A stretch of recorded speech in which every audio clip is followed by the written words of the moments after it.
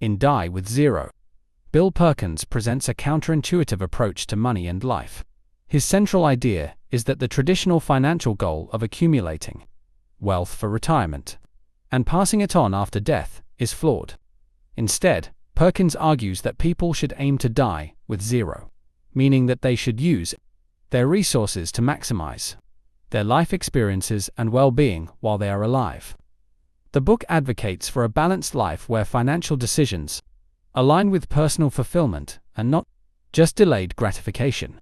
Below is an overview of Perkins' key principles and how they reshape conventional thinking around money, time, and life. 1. The core concept: maximizing life experiences, not wealth. Perkins begins by challenging the prevalent notion that people should focus on saving and investing for an indefinite future. He asserts that many people end up working too long, saving too much, and not fully enjoying their lives. His argument is that the real objective of money should be to fund memorable and meaningful experiences, which are finite due to the limited time we have. Simply put, the goal should be to die with $0, because maximizing the utility of your money means using it to live a fulfilling life, not hoarding it. Perkins emphasizes the importance of spending your money on experiences, because experiences, unlike material possessions, provide lasting emotional value and memories. He argues that a person's life is the sum of their experiences, and therefore, these should be prioritized over mindless wealth accumulation. 2. The importance of timing and age-appropriate spending. One of the book's key insights is that the utility of money changes with time. Perkins points out that people's ability to enjoy certain activities diminishes with age. For example, someone in their 30s or 40s is likely to enjoy adventurous activities like hiking or traveling more than they would in their 70s. This means that there's an optimal time to spend money on different experiences, depending on your age and physical capabilities. Perkins introduces the idea of creating a consumption curve to plan when to spend money on certain activities based on when you'll get the most enjoyment out of them. By focusing on age-appropriate spending, people can maximize the enjoyment and value they get from their resources at different life stages. For instance, young people should prioritize experiences that require physical stamina, while later in life they might focus more on intellectual or cultural pursuits. 3. Avoiding the trap of overspending. Many people save money with the intention of leaving a financial legacy for their children or loved ones. While Perkins doesn't dismiss the value of leaving money behind, he believes that people often go too far in this direction, leading to oversaving and underliving.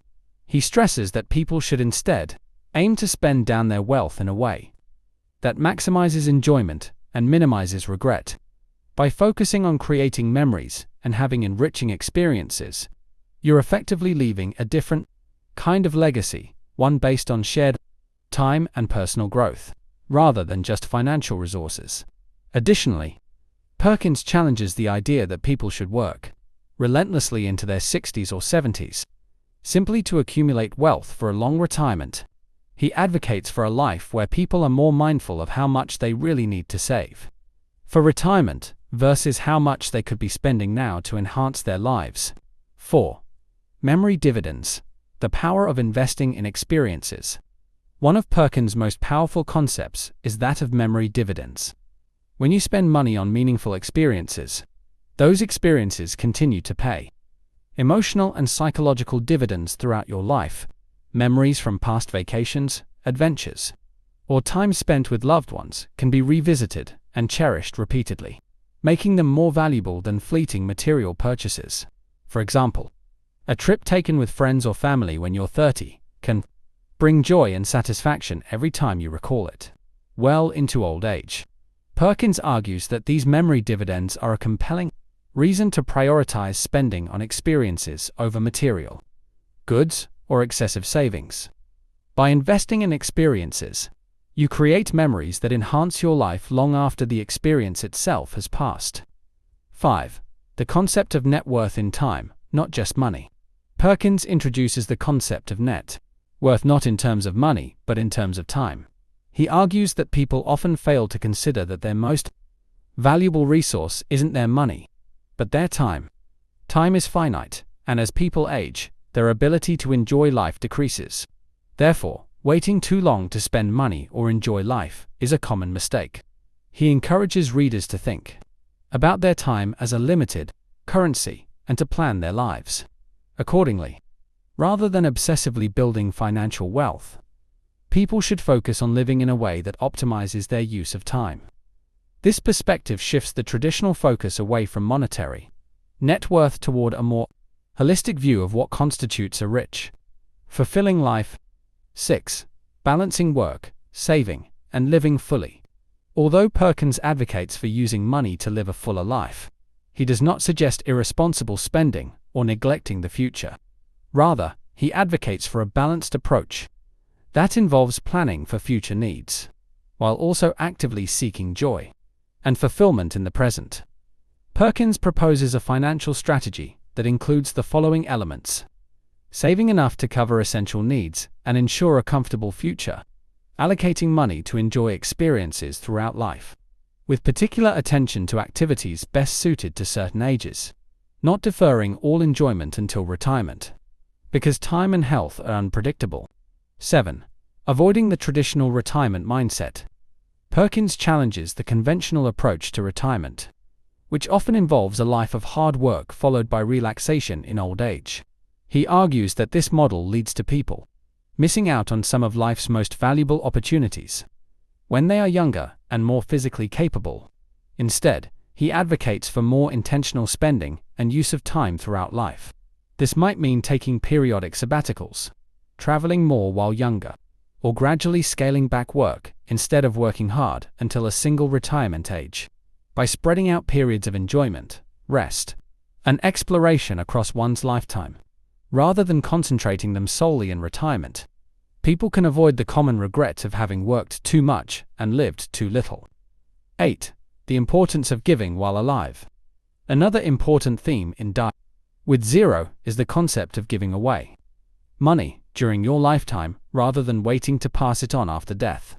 Perkins suggests that it's more rewarding to help family members or donate to causes while you're alive to witness the impact. By giving earlier, you can enjoy the benefits of seeing your money improve others' lives, and your heirs are likely to benefit more when they receive the resources during their own peak spending years. 9. Facing mortality and planning for the end.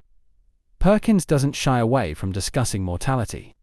Acknowledging the reality of death is central to his philosophy of maximizing life. He encourages people to think about the finite nature of their lives as a motivator for making the most of their time. He advocates for periodically assessing how much money you need to live on and adjusting your financial and life plans accordingly to ensure you're using your resources effectively as you age. Conclusion. In Die with Zero, Bill Perkins flips the traditional approach to money and life on its head by focusing on the importance of living fully while you can, instead of saving for an uncertain future, by emphasizing the value of experiences over wealth accumulation, the concept of memory dividends, and the significance of time as the ultimate resource. Perkins encourages readers to rethink how they allocate their money and time. Ultimately, he advocates for a balanced, intentional approach to life that ensures you don't die with regrets, or with unspent wealth that could have been used to create meaningful experiences.